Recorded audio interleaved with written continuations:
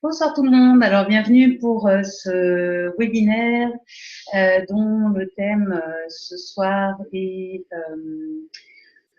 autour des notions de dégustation pleine conscience, de faim, de rassasiement. Mais là, ce soir, on avait choisi surtout de parler de la dégustation de pleine conscience et de voir comment passer de la théorie à la pratique. Alors, juste pour cadrer le propos, avant que vous puissiez poser vos questions, j'en ai déjà reçu quelques-unes par mail, auxquelles je répondrai aussi. Si vous en avez, vous pouvez les poser soit à l'oral, si vous osez prendre la parole, ou alors par écrit. Mais vraiment, sentez-vous libre de réagir, puisque cet espace est vraiment fait pour vous. Alors, qu'est-ce qu'on entend par dégustation pleine conscience? C'est un thème qui est vraiment de plus en plus à la mode, de plus en plus connu. Donc la dégustation pleine conscience, je vais enlever le petit carré pour que les personnes arrivent. La dégustation pleine conscience, qu'est-ce que c'est? La dégustation pleine conscience, c'est ce qu'on appelle la dégustation pleine conscience, c'est de pouvoir manger en étant pleinement connecté à nos sensations. Quand on parle d'alimentation et de dégustation, les sensations alimentaires, ce sont évidemment la faim, le rassasiement, la satiété, et puis toutes les sensations au niveau du goût. Au niveau du goût, en fait, tous les sens sont sollicités pour nous donner un panel très important de sensations au niveau du goût, et si possible, c'est un panel de sensations qui sont basées autour du plaisir. Alors, ce sur quoi je souhaitais mettre l'accent ce soir, c'est sur cette notion de rassasiement, parce qu'on entend souvent parler de faim et de satiété et de rassasiement, mais il y a souvent une confusion entre le rassasiement et la satiété. Souvent, on imagine que déjà on confond le rassasiement et la satiété. La satiété, c'est vraiment l'état de non-faim. Et le rassasiement, c'est l'étape qui intervient entre la faim et la satiété. Et quand je dis une étape, c'est pas tout à fait exact comme terme, puisque en fait, le rassasiement, c'est un processus. C'est-à-dire que c'est quelque chose, c'est une sensation qui va évoluer. Comme les sensations de faim et de satiété, c'est pareil, c'est pas fixe. Hein. Dans le temps, la sensation évolue, soit en augmentant, soit en diminuant si on subit nos besoins. Alors, déjà, c'est vraiment important de faire la distinction entre le rassasiement et la satiété. Et puis même même quand on essaye de voir les deux, souvent on va se poser la question, est-ce que je commence à ne plus avoir faim? Et on va aller consulter son estomac. Parce que la croyance, pour beaucoup, c'est que je n'ai plus faim ou je commence à être rassasié ou à ne plus avoir faim et donc à être à satiété quand j'ai l'estomac rempli. Et on va faire une confusion entre le taux de remplissage de l'estomac et la faim.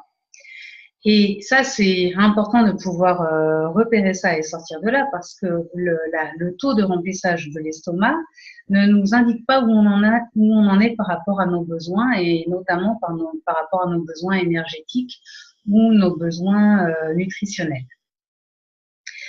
Par exemple, on peut avoir l'estomac plein d'eau et c'est pas pour ça qu'on aura subvenu à nos besoins alimentaires.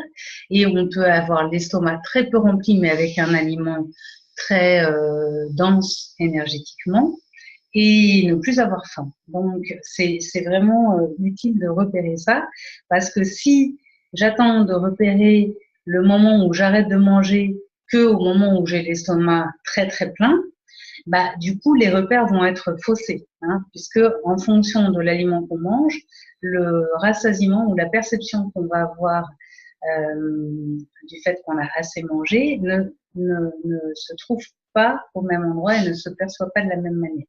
Alors, comment on fait? Allez vous me dire, ou dites-vous dans vos têtes et je vous entends d'ici. En fait, tout dépend du type d'aliment qu'on est en train de manger. les aliments qui ne sont pas riches énergétiquement, nous avons la capacité physique d'en manger beaucoup. Parce que nous sommes capables d'utiliser et de traiter, quand je dis nous, c'est notre corps, est capable de traiter tous les apports qui vont être effectués, même s'il y en a une grande quantité en termes de volume. Alors, par exemple, vous pouvez manger 1 ou 2 saladiers de salade ou même de soupe. Ça, techniquement, si la capacité de l'estomac le permet, mais techniquement, vous êtes capable de mettre ça dans votre estomac. Par contre, si vous essayez de manger 2 saladiers de foie gras ou 2 saladiers, je sais pas, de rillettes pour rester dans le salé, ou 2 saladiers entiers de Nutella et tout ça d'un coup, ça va rentrer aussi dans l'estomac, sauf que votre corps ne va pas vous permettre de manger l'intégralité de la quantité.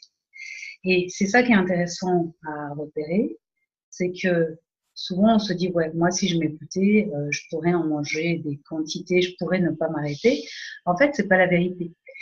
Et même, je suis sûre que si vous essayez de faire l'exercice, là, de manger une quantité considérable d'aliments très riches, vous allez sentir assez vite que c'est pas possible parce que rien que l'idée va vous écœurer. Et la vérité, c'est ça, c'est que notre corps réagit et nous montre, si la tête n'est pas au courant, que lui n'est pas OK pour continuer à manger cet aliment en grande quantité parce qu'il n'est pas capable en fait de l'utiliser juste après. Il va pas savoir quoi en faire. Donc, il va déclencher des sensations désagréables. Donc, au début, ça va être de rendre l'aliment moins intéressant. Donc, il va avoir moins de goût, ça va avoir une texture un peu sans goût, un peu pas très intéressante. Mais si on continue à manger, c'est pas grave. Au bout d'un moment, ça va être un petit peu écœurant. Et puis, si on continue à manger, au bout d'un moment, ça va devenir carrément écœurant. Et puis, si on continue à manger, au bout d'un moment, on va carrément être malade. Et on peut être amené à vomir, on ne va pas garder l'aliment et à ne pas pouvoir continuer à en manger. Donc, vous voyez, quand on regarde le processus de rassasiement et la façon dont réagit notre corps quand il a suffisamment d'un aliment, il a des sensations qui deviennent de plus en plus désagréables jusqu'à devenir franchement désagréables, voire douloureuses si on a le ventre ou si on a du mal à digérer, ou même encore plus de nous rendre malades et d'avoir la nausée, etc. Le rassasiement, quand c'est positif, ça fonctionne exactement de la même manière. C'est-à-dire qu'au début, quand on a faim, on a envie de manger, les aliments sont appétissants. Généralement, quand on a faim, enfin, c'est pas généralement, quand on a faim, les aliments sont bons, ils nous font envie avant, on salive, etc. Et puis on mange. Et puis, si on est attentif au plaisir que nous procure l'aliment, petit à petit, le même aliment va avoir le goût qui se modifie.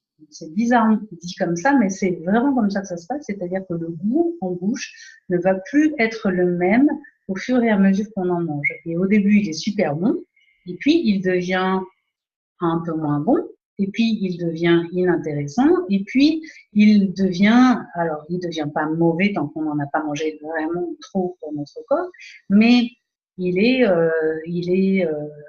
est pas intéressant au sens où ça fait comme une bouillie dans la bouche, mais où on distingue plus trop les saveurs, les subtilités.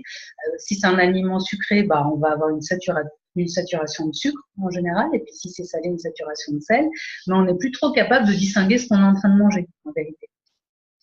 Et en fait, c'est ça, le rassasiement. Le rassasiement, c'est ce processus d'évolution du goût et du plaisir alimentaire dans la bouche.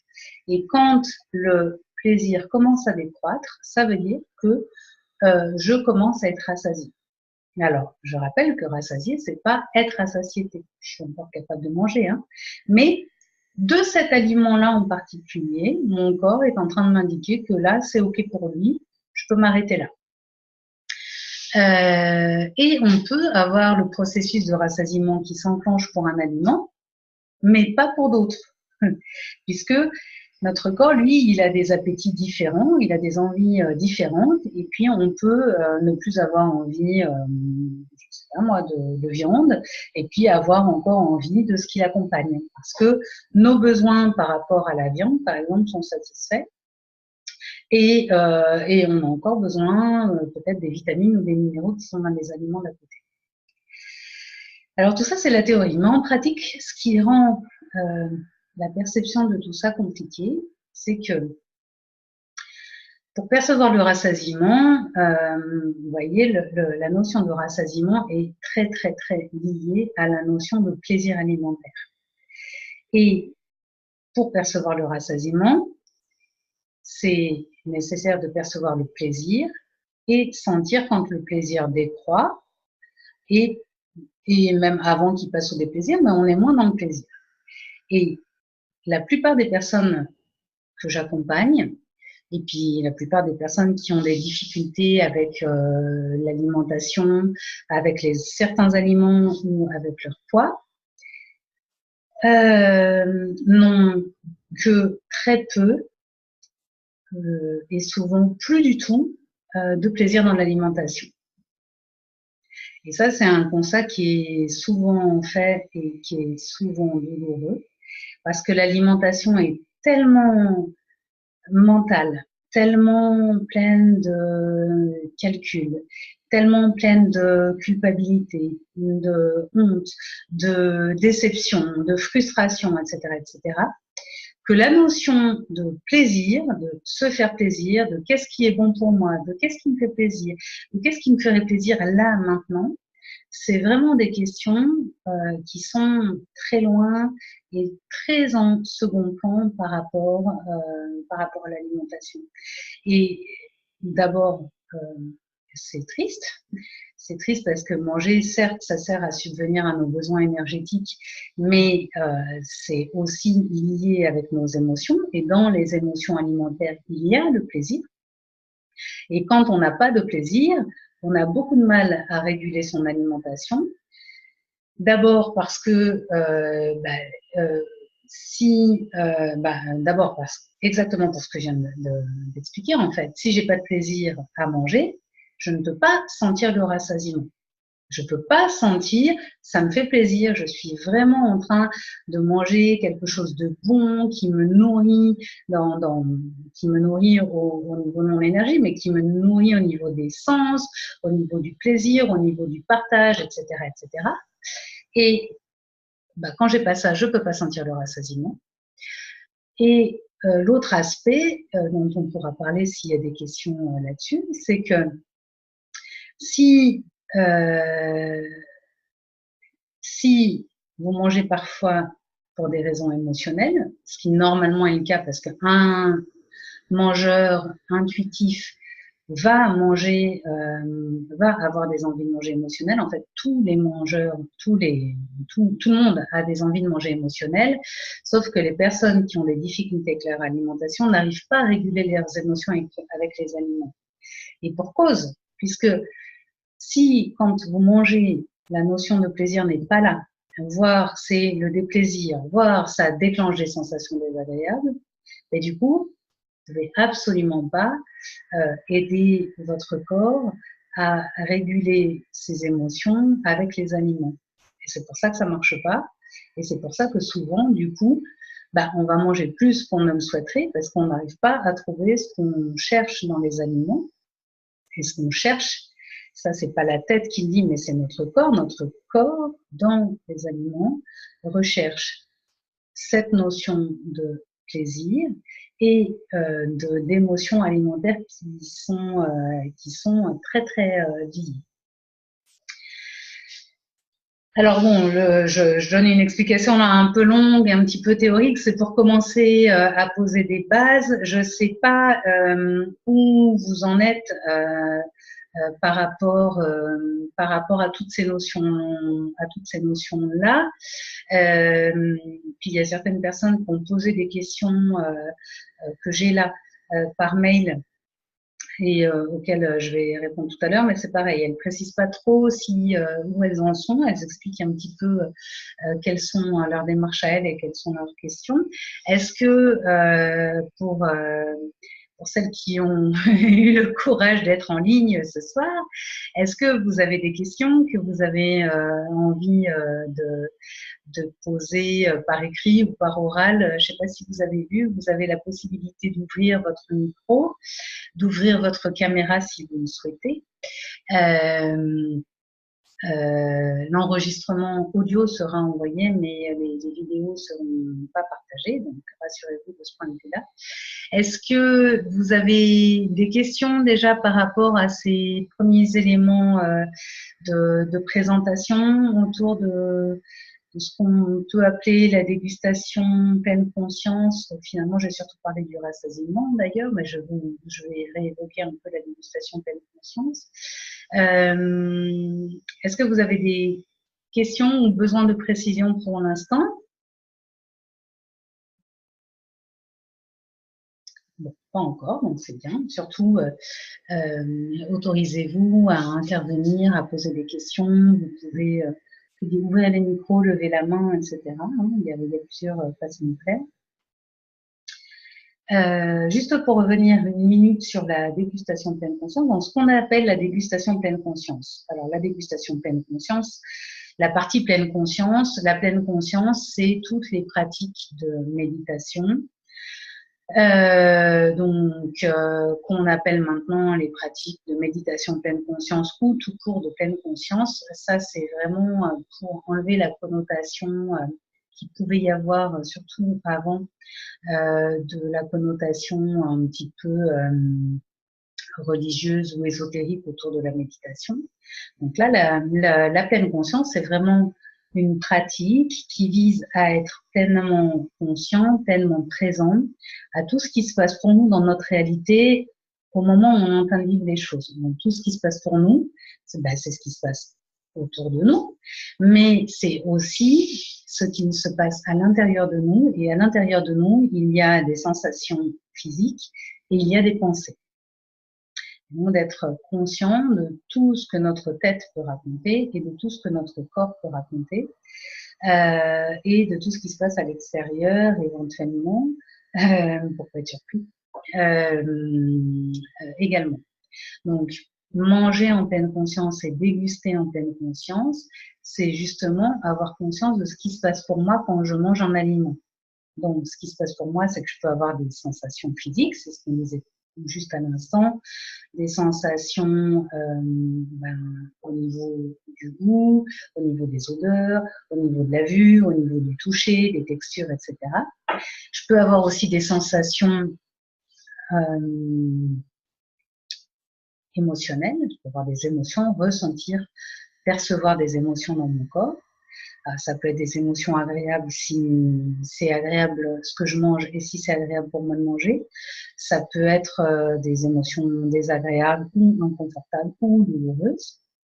Et puis, quand je mange un aliment, je peux avoir aussi plein de pensées du style: qu'est-ce que c'est bon, ça me rappelle telle situation, je suis vraiment heureuse d'honorer mon corps et de lui donner ce dont il a envie.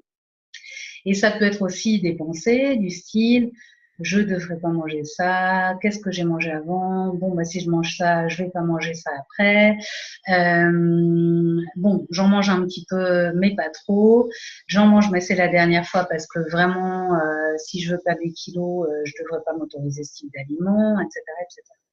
Et en fait on se rend compte, je suis sûre que vous connaissez ça, que pour les personnes qui ont des difficultés avec leur alimentation, leur poids, en fait, il y a énormément d'envahissement mental. Donc au début, la dégustation de pleine conscience, quand on veut en faire, un des premiers constats qu'on va faire, c'est à quel point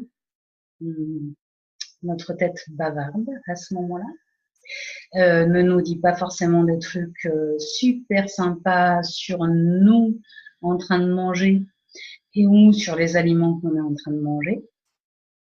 Et quand notre tête est très, très, très, très bavarde, et quand on décide de l'écouter en plus, et bien du coup, on a beaucoup de mal à écouter ce qui se passe dans notre corps. Donc, c'est ça qui parfois va perturber, va rendre plus difficile la dégustation, puis le fait de brancher à son corps. Quand on va faire de la dégustation pleine conscience, on va justement être présent à ce qui se passe pour nous, se rendre compte de ses sensations, etc., etc. Et puis, on va focaliser notre attention là où on a envie, c'est-à-dire sur les sensations autour du goût. Donc, généralement, elle va être localisée dans la bouche, mais pas que. Et parce qu'il y a des sensations au niveau du nez, il y a des sensations au niveau, enfin, surtout de trajet des aliments. Et on va, par exemple, apprendre à nommer ce qui se passe. Un peu comme on le fait quand on fait de l'œnologie, par exemple, on développe une capacité à goûter, à nommer, à décrire, etc. En dégustation pleine conscience, c'est ce qu'on va essayer de faire parce que plus je vais pouvoir nommer ce que je ressens, plus ça va être clair pour moi, plus ça va être facile aussi d'identifier où j'en suis, où j'en suis, comment ça se passe, et puis, et c'est surtout ça que je trouve intéressant aussi, ça va aussi permettre d'affiner nos propres goûts.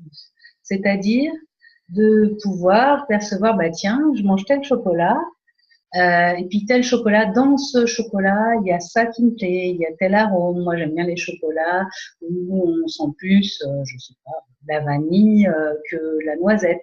J'aime bien tel type de texture.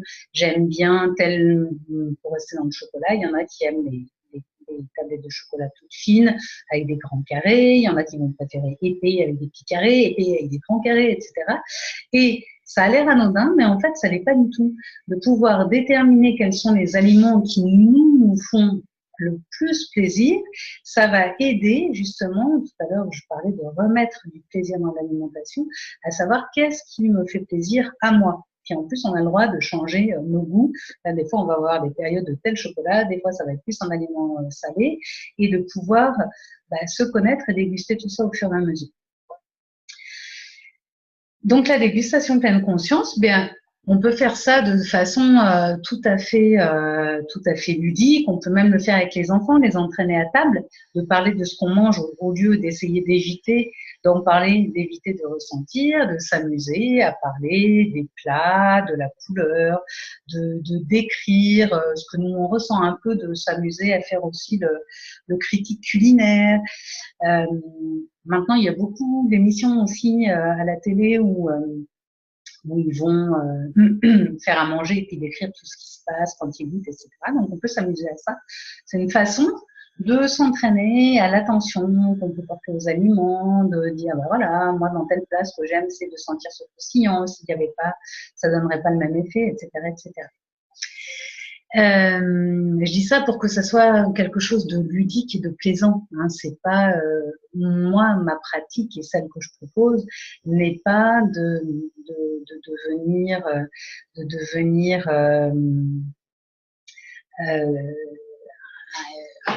de manger en silence, de rester concentré que sur le plat. C'est pas ça, c'est de remettre du plaisir et puis de la vie, et puis aussi de sortir de ce mental qui est tout le temps en train de calculer, de compter, de juger, d'évaluer, de blâmer, de culpabiliser. Donc là, on revient à l'aliment lui-même et aux sensations qu'il nous procure.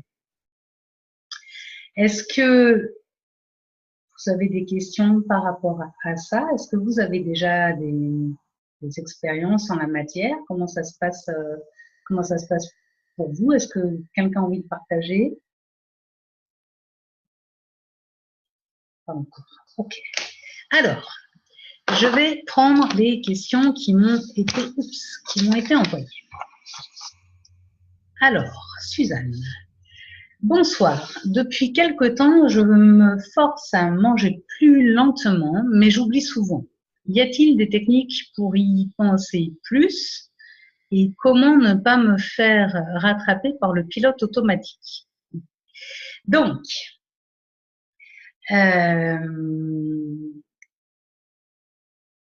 d'abord, la petite précision que je voudrais apporter. Alors là, Suzanne n'est pas en ligne, alors je ne peux pas lui demander je ne peux pas lui poser la question, mais la question de la dégustation n'est pas nécessairement de manger lentement. Parce que si je mange lentement, mais que je ne suis pas en train de faire attention pas pour surveiller, hein, mais attention pour, pour être attentive à ce que je mange, en fait, manger lentement, ça sert à rien. Si je mange lentement, je sais pas, un paquet de chips devant la télé, en pilote automatique, sans prêter attention au goût, le fait de manger lentement, ne change strictement rien à la situation. Donc là, l'idée, c'est de pouvoir manger plus attentivement.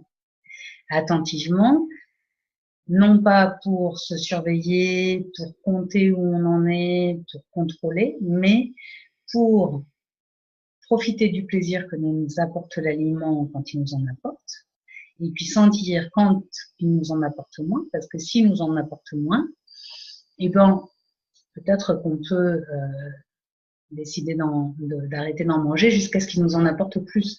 En fait, l'idée, c'est de développer une forme de gourmandise, c'est-à-dire d'essayer de manger avec le maximum de plaisir. Et quand ça nous fait moins plaisir, d'attendre juste le moment où ça va nous faire plus plaisir. Et ça, pour le savoir, eh bien, ça nécessite d'être un petit peu branché à nos sensations. Alors, si je mange lentement, mais que je ne sens même pas quand je suis en train de me faire plaisir, d'abord, c'est dommage. Et puis, quand je sens plus que je ne suis pas en train de me faire plaisir, ben, c'est dommage aussi. Parce que non seulement ça sert à rien au niveau énergétique, mais surtout, ça sert à rien au niveau du plaisir. Donc voilà. Donc, je ne sais pas si c'était la question de Suzanne, mais en tout cas, manger lentement en soi, n'est pas un objectif.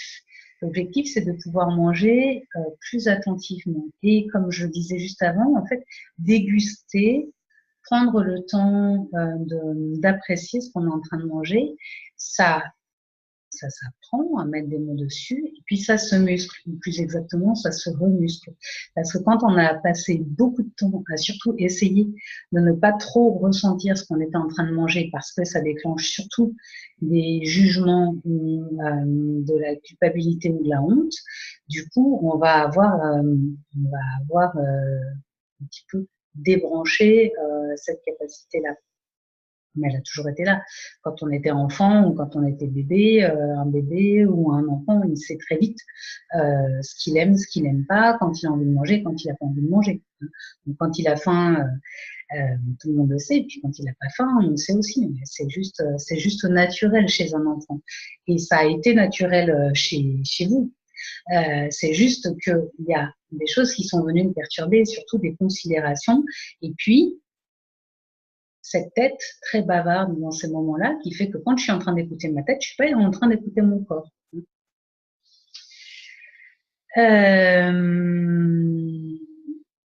que on peut commencer à faire pour s'entraîner, c'est de s'entraîner, que je sois devant la télé, que je sois en train de manger avec des personnes, enfin, quelle que soit la situation, c'est de s'entraîner à faire des allers-retours entre l'extérieur, souvent on va être tourné à l'extérieur, et l'intérieur, ou la tête et le corps, c'est-à-dire juste de faire des toutes petites pauses pour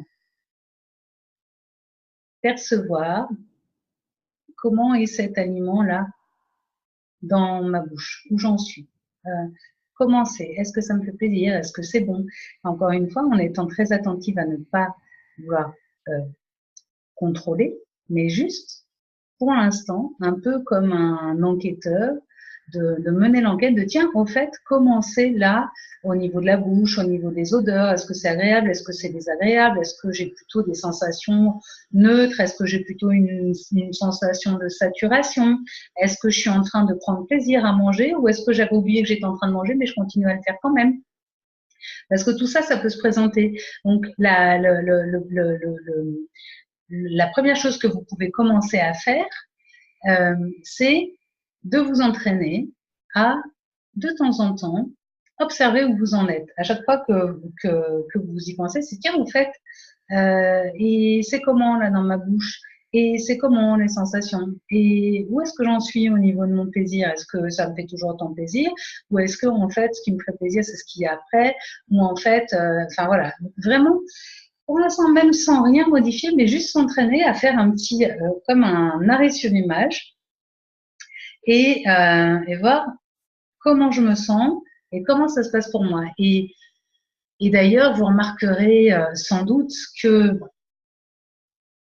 notre rapport à l'alimentation, à notre corps, c'est une métaphore. C'est-à-dire que ce qui se passe au niveau de l'alimentation, autour des repas, c'est quelque chose qui se passe généralement de façon plus globale dans notre vie. Donc, si on a du mal à se connecter au moment des repas, c'est très certainement pour une grande partie pour tout ce que j'ai évoqué avant, c'est-à-dire toutes les sensations désagréables, les ruminations, tout l'envahissement mental. Donc ça, c'est vrai que c'est désagréable. Donc on va avoir tendance à essayer de pas trop se connecter à ça. Et puis, en fait, on se rend compte que si on a du mal à se connecter à ce moment-là, c'est souvent, pour ne pas dire tout le temps, qu'on a du mal à se connecter à son corps ou qu'on ne pense pas à se connecter à son corps ou d'inclure notre corps tout au long de la journée. Donc, si vous sentez qu'au moment des repas, c'est compliqué de se connecter aux sensations, vous pouvez commencer à le faire en dehors des repas, sur des sensations qui sont plus faciles à voir, mais vous allez voir que même celles-là, des fois, on oublie de se poser la question. Donc, concrètement, ça veut dire, par exemple, pendant la journée, de se demander des nouvelles de soi à soi-même, de demander des nouvelles à notre corps, de comment tu te sens, est-ce que tu es confortablement installé, est-ce que tu as chaud, tu as froid, est-ce que tu as soif, est-ce que tu as faim, est-ce que tu as envie d'aller aux toilettes, est-ce que je pourrais faire quelque chose pour améliorer ton confort? Et même si vous ne pouvez pas le faire, juste de se poser la question. Et puis, plus exactement, vous pouvez directement vous adresser à votre corps. On ne va pas vous répondre avec sa grosse voix, hein. Mais vous allez, si vous lui posez des questions, petit à petit, comprendre ses réponses. Parce qu'en fait, votre corps communique avec vous et vous avez tellement plus l'habitude de communiquer avec lui que vous ne comprenez plus quand il s'adresse à vous. Ou alors vous comprenez, mais vous ne voulez pas écouter. Et vous voyez, je suis sûre qu'il y en a qui sont sur l'appel ou qui vont écouter l'enregistrement, qui, après que j'ai posé la question, vont se rendre compte que, en fait, elles ont du mal à se connecter au moment de manger, mais tout au long de la journée, elles vont aussi oublier de se connecter ou ne pas vouloir écouter leur corps pour satisfaire les besoins d'aller aux toilettes, par exemple. Donc, c'est intéressant à voir. L'idée, c'est pas de se juger, c'est de voir à quel point, tout au long de la journée, déjà, ça peut se passer comme ça. Et puis, de s'entraîner dans les moments où c'est moins sensible. Donc, si les moments des repas sont sensibles, de s'entraîner déjà à voir, bah tiens, dans mon quotidien, comment je me sens? Qu'est-ce qui se passe autour de moi? C'est quoi les sensations dans mon corps? Les sensations agréables, les sensations désagréables, les sensations douloureuses et les sensations neutres? C'est quoi mes pensées? Ça, c'est pas facile à observer les pensées quand on n'a pas l'habitude, parce que comme ça se passe dans notre tête, on a du mal parfois à percevoir et puis ça passe très vite, mais ça s'entraîne aussi. Et petit à petit, comme ça, vous allez pouvoir être plus connecté à votre corps et vous allez savoir plus précisément et plus finement ce dont vous avez besoin, ce dont votre corps a besoin, ce dont il a envie et comment vous pouvez y répondre. Et non, quand on fait ça, on va pas se rendre compte qu'on a envie de manger de tout et tout le temps. C'est pas vrai. Ça, c'est une des peurs qu'on peut avoir, mais c'est pas ce qui se passe pour de vrai. Est-ce que certains d'entre vous ont envie de réagir à ça, ont des questions sur la pratique, sur tout ce que je viens d'évoquer? Est-ce que vous êtes encore en vie? Vous pouvez répondre. Alors, si vous voulez répondre par le chat, quand vous bougez la souris, en bas, vous avez une petite bulle avec converser. Donc là, vous pouvez mettre des messages. Et puis, vous avez un petit micro en bas si vous voulez intervenir à l'oral. Alors, j'ai reçu une autre question de Marie. Bonjour. Votre approche m'intéresse beaucoup, mais j'ai déjà essayé tellement de choses que j'ai peur d'être déçue et d'échouer encore une fois en essayant une nouvelle approche. J'ai assisté à une de vos conférences où vous aviez parlé de dégustation. J'essaye, mais je n'y arrive pas toujours. Quand j'y arrive, je suis constante car souvent c'est bon. Quand je n'y arrive pas, je culpabilise et je me décourage. Quels conseils pratiques pourriez-vous me donner? Alors, c'est vraiment chouette d'avoir posé cette question, Marie, parce qu'il y a plein de choses qui sont vraiment importantes.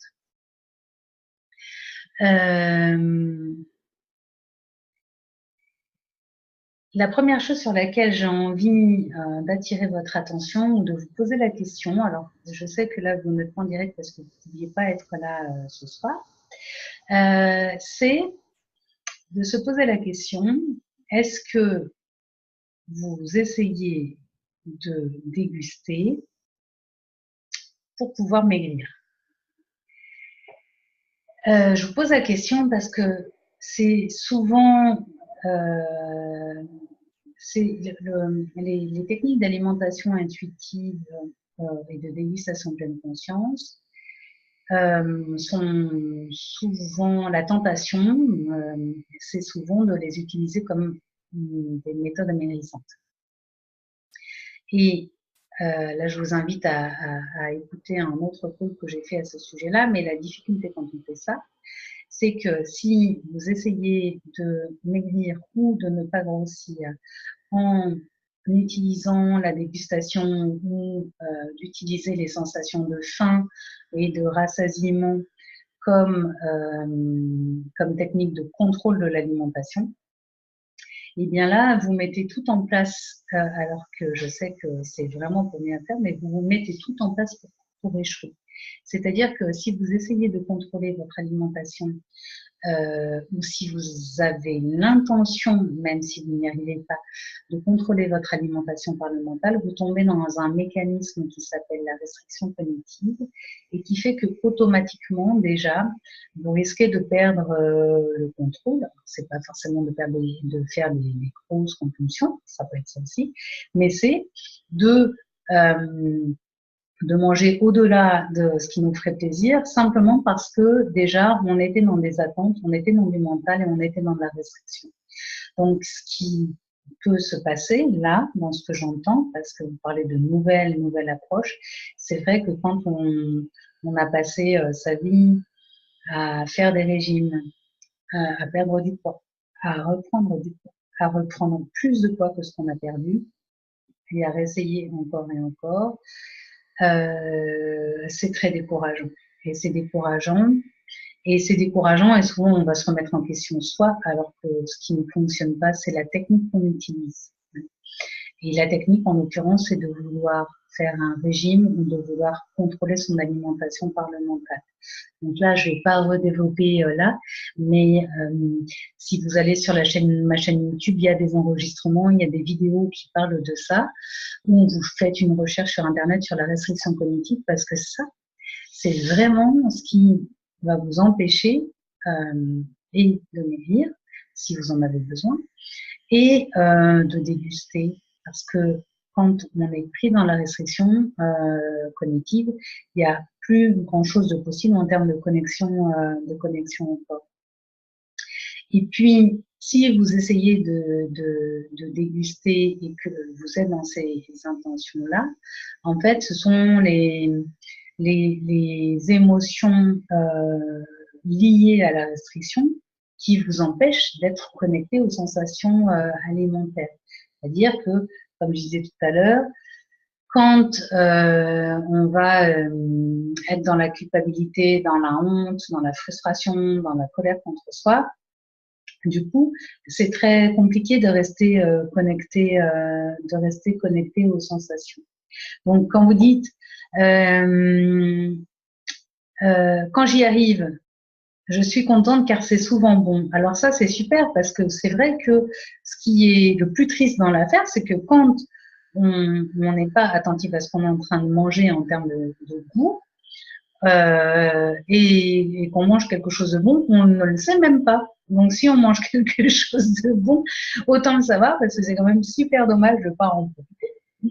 Et puis, et quand je n'y arrive pas, je culpabilise et je me décourage. C'est ça qui, moi, c'est là où je lis que ce que vous êtes en train de faire, c'est d'essayer de contrôler votre alimentation avec cette technique-là. Et l'objectif de la démarche et ce pourquoi j'en parle ce soir, c'est pas pour donner un nouvel outil d'amélissement.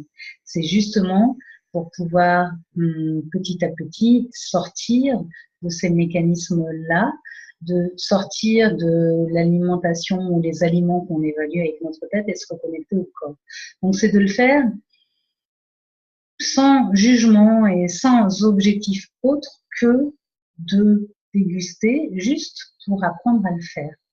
Tout à l'heure, je parlais d'œnologie. Alors, ceux qui n'aiment pas le vin, ils vont pas apprécier, mais en fait, on comprend quand même bien le principe. Quand on apprend à faire de la dégustation œnologique, l'objectif, c'est pas de pouvoir contrôler sa consommation de vin, ou de pouvoir en boire plus, ou de pouvoir en boire moins. C'est juste de pouvoir prendre plaisir à déguster, à découvrir, à mettre des mots, à décortiquer des sensations et des goûts, et de le faire sans autre attente que d'être en train de le faire et de profiter de cet exercice-là. Donc, c'est pas quelque chose qu'on fait tout le temps, à tous les moments, à tous les repas, à moins d'être quelqu'un qui a une capacité de concentration très, très élevée. Mais c'est vraiment utile et ludique de pouvoir remettre ça de temps en temps, soit comme un jeu, soit comme des expériences, parce que quand on affine nos sensations, quand on fait ce mouvement de se connecter, de décortiquer, au début, ça demande beaucoup d'entraînement parce que ça fait longtemps qu'on l'a pas fait, ça demande, ça se muscle, c'est une capacité qui se muscle.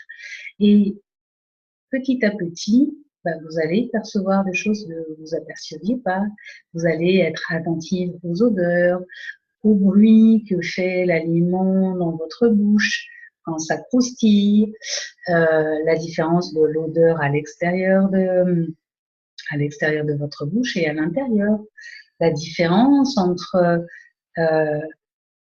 quand on regarde un aliment et qu'on le sent et l'idée qu'on se fait du goût qu'il va avoir et le goût qu'il a dans notre bouche. Des fois, c'est vachement meilleur et puis des fois, c'est très décevant. Ça dépend des fois. Hein.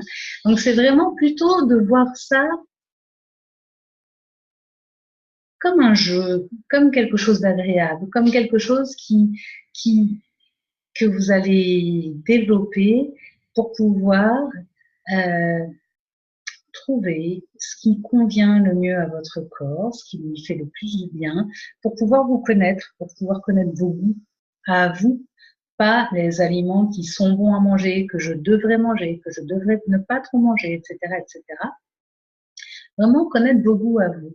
Et puis, plus vous allez faire ça, plus vous allez pouvoir travailler aussi sur la restriction et les émotions, plus ce qui va dominer et ce qui devrait dominer l'alimentation, c'est cette notion de plaisir. Cette notion de plaisir et percevoir le plaisir, comme je disais tout à l'heure, ça permet de sentir quand le plaisir commence à décroître. Et si vous pouviez avoir un objectif, c'est d'être vraiment être le plus souvent dans le plaisir par rapport à l'alimentation. Et non, ça ne vous arrive pas si souvent que ça, parce que j'en entends là déjà, je vois les réactions aussi dans le chat. Non, c'est pas, quand il y a des compulsions ou quand vous mangez, il y a quelqu'un qui est en train d'écrire, oui, mais moi, me faire plaisir, c'est manger tout le paquet. Eh bien moi, je suis prête à parier que si vous observez, assez rapidement, et pas longtemps après le début du paquet, c'est plus la notion de plaisir qui domine. Si vous écoutez ce que votre tête vous dit ou ce que votre corps vous dit, c'est très possible que vous soyez déjà en train de culpabiliser, d'avoir honte ou de calculer comment vous allez camoufler les emballages dans la poubelle pour que personne ne sache, etc., etc. Okay. Et si c'est vraiment du plaisir et que ce jour-là, votre corps ne demande que de manger ce paquet de gâteaux-là parce que c'est ce dont il a envie et c'est ce dont il a besoin, et ben chouette, allez-y, restez dans ce plaisir-là et laissez la régulation, laissez votre corps réguler ce qu'il aura régulé. C'est-à-dire que si vous mangez un paquet de gâteaux en entier, eh bien, votre corps, dans les heures ou les jours qui suivent, va réguler ça. Il est très probable que vous n'ayez pas envie de plusieurs paquets des mêmes gâteaux par jour, tous les jours, pendant plusieurs jours, pendant plusieurs semaines et pendant plusieurs mois. L'appétit et les envies des aliments vont se réguler à partir de ce que vous allez avoir mangé. Oui, la personne réagit en disant oui, c'est vrai que assez rapidement la culpabilité embarque. C'est souvent ça. Et des fois, la culpabilité et tout l'envahissement mental et tout des plaisirs a même embarqué avant d'avoir commencé à manger. Ouais, j'ai des réactions qui disent. Voilà pour ces questions. Est-ce que quelqu'un a d'autres questions là? Pas pour l'instant. C'est vrai que c'était déjà dense. Oui, merci de le dire. Bah oui, on aborde vite beaucoup de choses. Ce que je voulais vous dire aussi, c'est que pour toutes ces questions-là, souvent, quand on parle du poids, de l'alimentation, du rapport au corps, etc., mais c'est surtout par rapport au poids et aux aliments, on croit qu'on devrait pouvoir régler ça tout seul dans son coin, que si on n'y arrive pas, c'est de notre faute, et que on fait mal tout ce qu'on sait qu'on devrait faire. Et c'est vrai que si vous avez déjà eu des difficultés avec votre alimentation et votre poids, vous êtes sûrement très au fait de toutes les règles et toutes les croyances, tous les régimes à la mode, etc., etc. Et vous êtes aussi au courant que ça ne fonctionne pas. Et vous voyez ce soir que rien que sur un aliment, sur déguster et sur un sujet comme déguster et le rassasiement, très vite on touche à plein de choses. Ce qui est important dans ces cas-là, de savoir que c'est pas toute seule ou tout seul que vous venez un homme sur l'appel, ou tout seul que vous allez vous en sortir, parce qu'il y a des choses que vous ne pouvez pas voir tellement vous êtes pris dans vos habitudes. Donc, de pouvoir aller chercher du soutien professionnel, ou pouvoir en parler aussi avec d'autres personnes qui ont traversé ces difficultés-là. C'est vraiment aidant. C'est vraiment aidant, et puis ça permet aussi d'envisager les choses différemment, de voir ce qui se passe dans votre angle mort. C'est-à-dire que, vous savez, dans le rétroviseur, il y a un coin qu'on ne voit pas. Bah, c'est là que ça se passe. Donc, vous pouvez faire ce que vous voulez, vous ne le verrez pas si vous êtes seul. Il faut quelqu'un qui passe rétroviseur, et puis qui le tourne, qui vous aide à voir ce qu'il y a dans l'angle mort. Okay. Est-ce que vous avez des questions? Non, c'est bon. Ok. Ok, oui, il y a quelqu'un qui réagit, qui dit oui, moi j'ai essayé jusqu'à présent de déguster pour maigrir et je me rends compte que c'était d'essayer une nouvelle technique d'amaigrissement. Ouais, ça c'est vraiment c'est pour et c'est une super prise de conscience. Parce que tant que ça agit sans qu'on s'en aperçoive, ben voilà, on vient de mettre en lumière un engagement. Tant que ça agit sans qu'on s'en aperçoive, et ben ça vient nous prendre alors que on comprend pas ce qui se passe. Pourtant, on croit qu'on essaye de bien faire. C'est sûr qu'on essaye de bien faire. Vous allez toujours essayer de bien faire, mais quand la méthode est mauvaise, vous ne pouvez pas y arriver. Et elle est pas mauvaise parce que vous n'y arrivez pas. C'est parce que vouloir maigrir avec sa tête fait tomber dans des mécanismes qui nous empêchent de pouvoir le faire. Donc, c'est pas vous qui avez échoué à tout ça, c'est simplement que la méthode que vous avez utilisée ne fonctionne pas. Et, et c'est tellement insidieux que ça peut venir se cacher dans tout ça. Donc, un régime, une restriction par les sensations alimentaires, par la faim, le rassasiement, la dégustation, c'est un régime. Et un régime fait tomber dans la restriction et empêche le mécanisme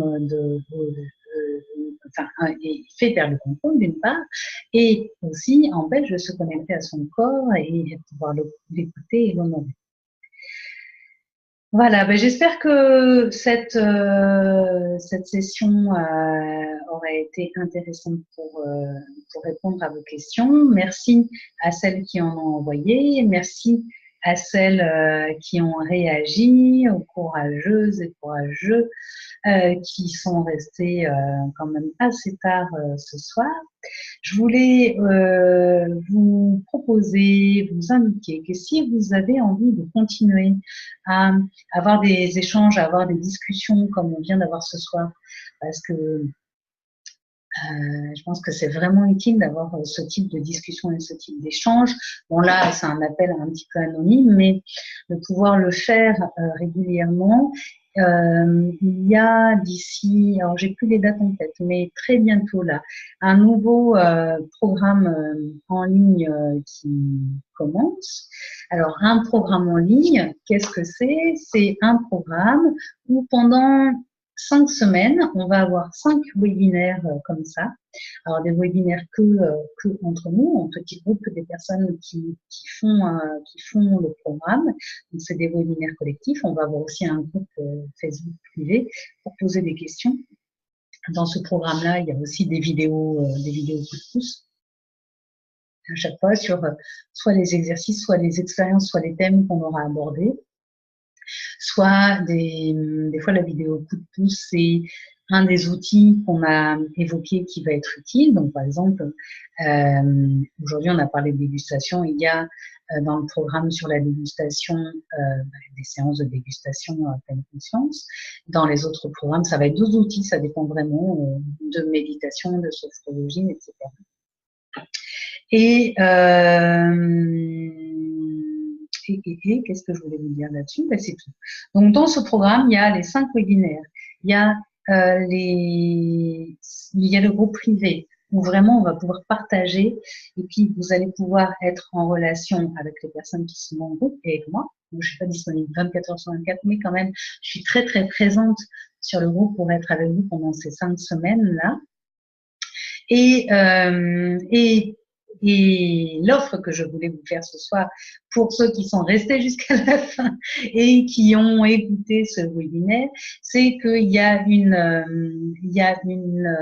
réduction exceptionnelle que je fais sur ce programme de 20%.